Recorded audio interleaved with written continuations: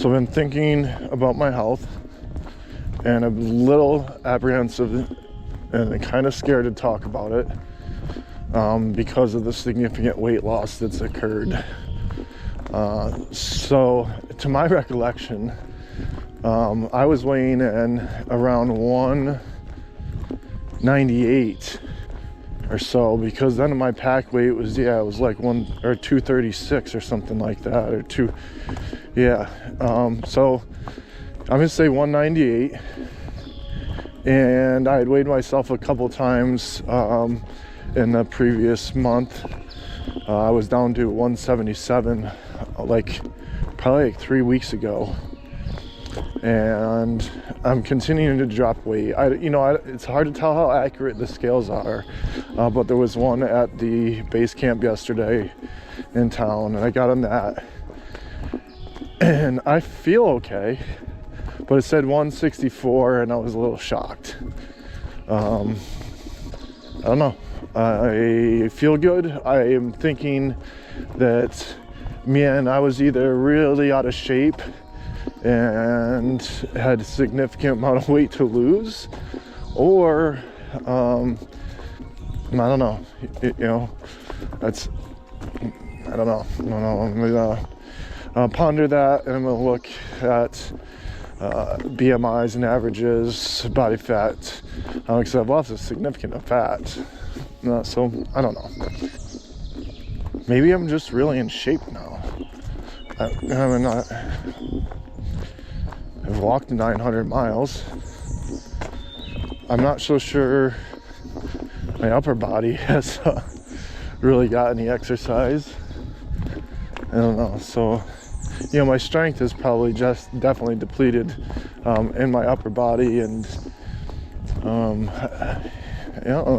definitely probably lost some muscle mass. I'm interested to know what, percentage of body fat I had prior to leaving, and how much weight that would have been, so I could identify what a good weight loss would be for body fat and not muscle. So if I was 198 and 20, I was definitely more than 20, let's say just 23% body fat. How much body fat and weight is that? And I guess we could measure that against my current weight. And if we know it's more than 23% body fat, obviously still have body fat on me now, plenty. But then it would be muscle mass.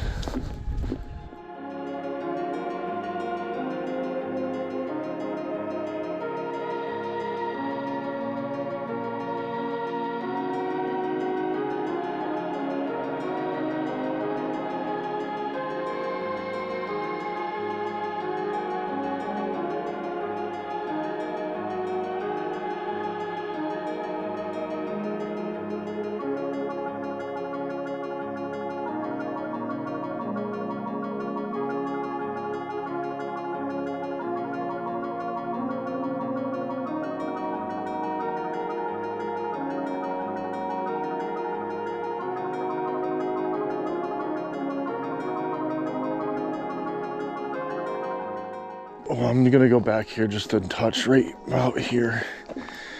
So I had to come down this little path here. I was literally spinning my trekking pole like a baton, thinking, man, there were days where I didn't know what I was doing. I was getting up sore, barely being able to stumble around and walk. And doing that same thing, looked over at this ledge over here and kicked one of these rocks right here, right with my toe.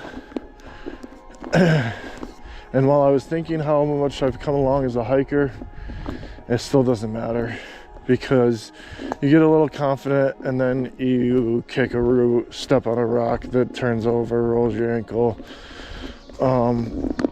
It's humbling. So yeah, that really hurt my toe. It's the one that's black and blue and has been since the time that I started in the first week. So it's got a black and blue toenail, and it's had its fair share of swelling. So there's a health status update with my toenail. Cute raised rhino.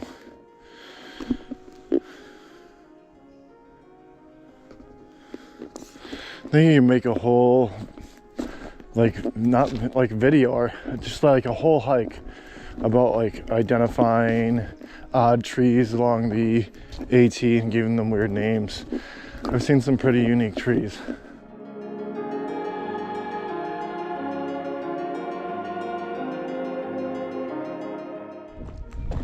This is a side trail to the Denton Shelter. It's supposed to be pretty fancy, so I'll see. It doesn't look like it's much different than anything else I've seen so far. No, maybe it is. Dang. Yeah. Okay. So Jim and Molly Denton Shelter. Yeah, in the preview there's like an entire like fact sheet about them, and they were some bosses. Cool. I'm gonna go check this place out. So they have a little brick walkway. They have horseshoes over here. I'm gonna go see the privy. Solar shower. So this is awesome. This is right up my alley.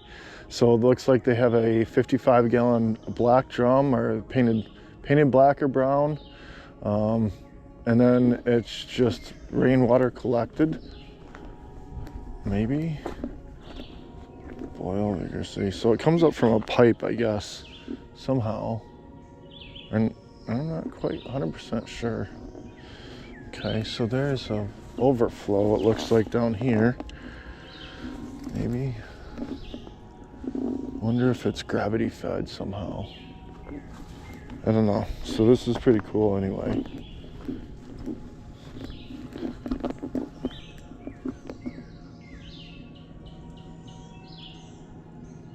All right.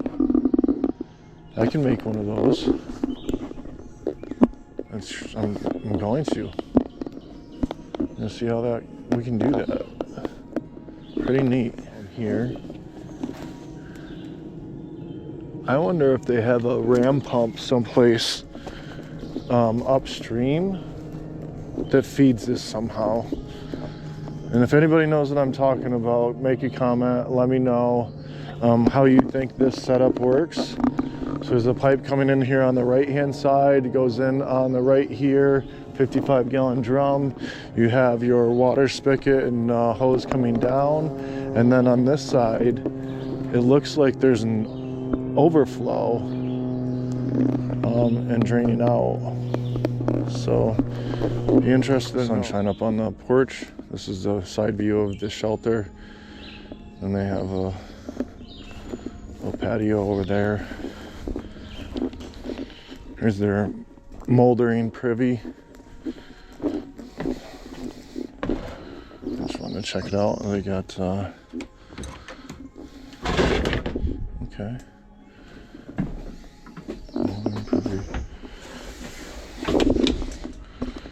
Jim and Molly Tabor Denton Appalachian Trail Club. So some more campsites up there and a spring up above, so I'm pretty sure that's what's going on. Sunshine, see you later. Yes. Pretty neat. Just took a little break here. We got some wild strawberries down here. Maybe it looks like, oh, those aren't wild strawberries, are they? Lookalikes, maybe. Anyways, just looked at the map. I am exactly 20 miles from 1,000. So I think it'd be a fun goal to kind of hit 1,000 today. What do you think? Quietly to myself, a couple of things. 20-mile day, 1,000 miles. 50-mile, 24-mile, or 24-hour challenge, Harpers Ferry 0. What do you think about that? Saying it out loud kind of makes it weird. So again, if we take a look right here, I'm gonna shrink it down a little bit. So that's our blue dot right there. The shelter's back that way. Yeah. And then Manassas Gap is down here. How many, 2 miles? 2.5. Wow. Yeah, that way. Oh. All right. You gonna be able to get down there? It's a bit of a language barrier. I don't know if he understood what I was saying. He's looking for GR Thompson, like recreation area or parking area, and I couldn't find it on my maps. He said Manassas Gap, which I could find. It's 2.5 miles behind us, but it didn't seem like that's where his car is. So I don't know. He had enough water. He does. I can't. I don't know how else to help him really. So it's about 2 o'clock.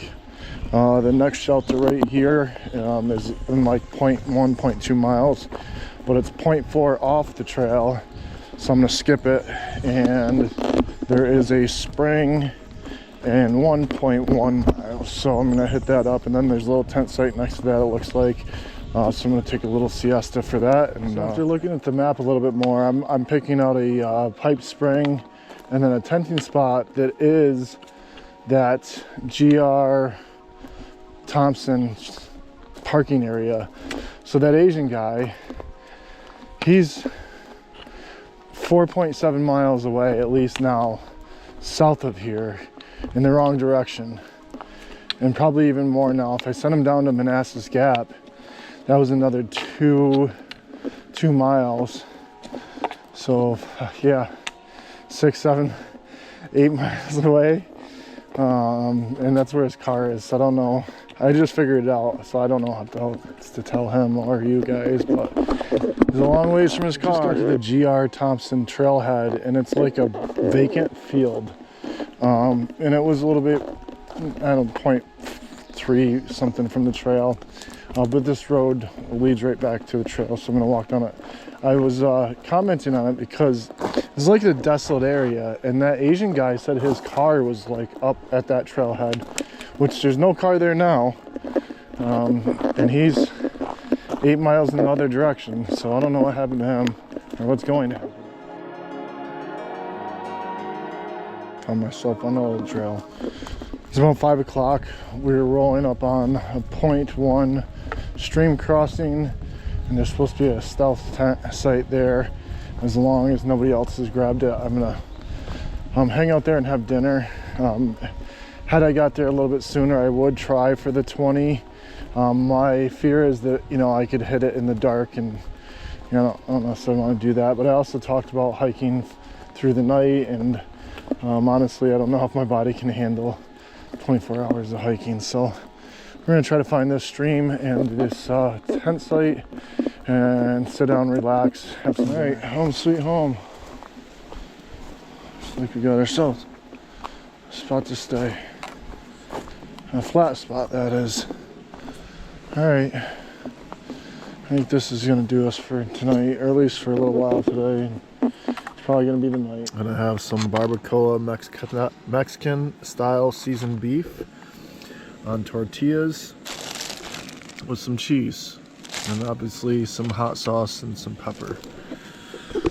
So I'm at camp getting ready to eat dinner and call it a night. Sun's still up, but I'm tired. I'm gonna get some rest. So until tomorrow, Remi dog out.